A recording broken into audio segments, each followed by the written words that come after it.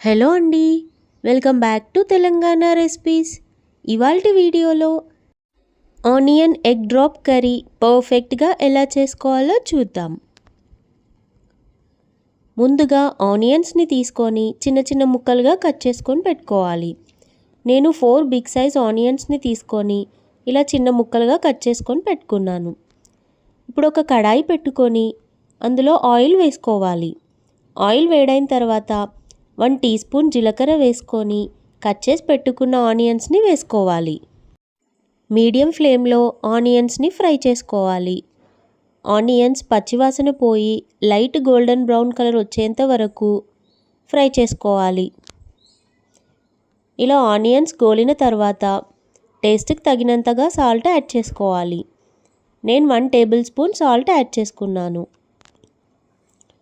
Salt వేసుకున్న తర్వాత కలుపుకొని 1 టీ స్పూన్ పసుపు వేసుకోవాలి.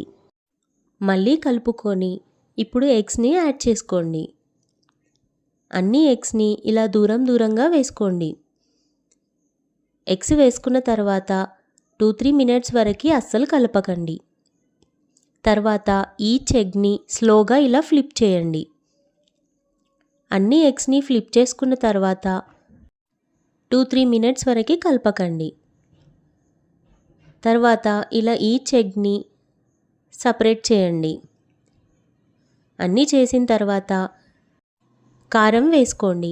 మీరు తినే టేస్ట్కి తగినంతగా కారం వేసుకోండి. నేను 2 టేబుల్ స్పూన్ కారం వేసుకున్నాను 6 ఎగ్స్కి. ఇలా కారం వేసుకొని 1 మినిట్ తర్వాత మళ్ళీ ఈచ్ ఎగ్ని స్లోగా ఫ్లిప్ చేయండి. అన్ని ఎగ్స్ని ఫ్లిప్ చేసిన తర్వాత 2 మినిట్స్ తర్వాత 1 టీ స్పూన్ ధనియాల పొడిని వేసుకోండి.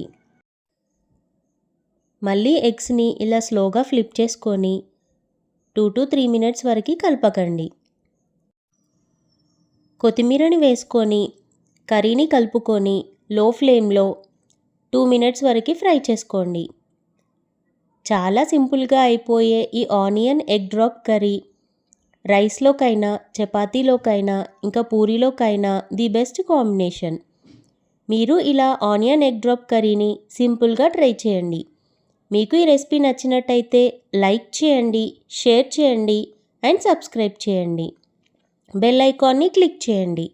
Thank you for watching.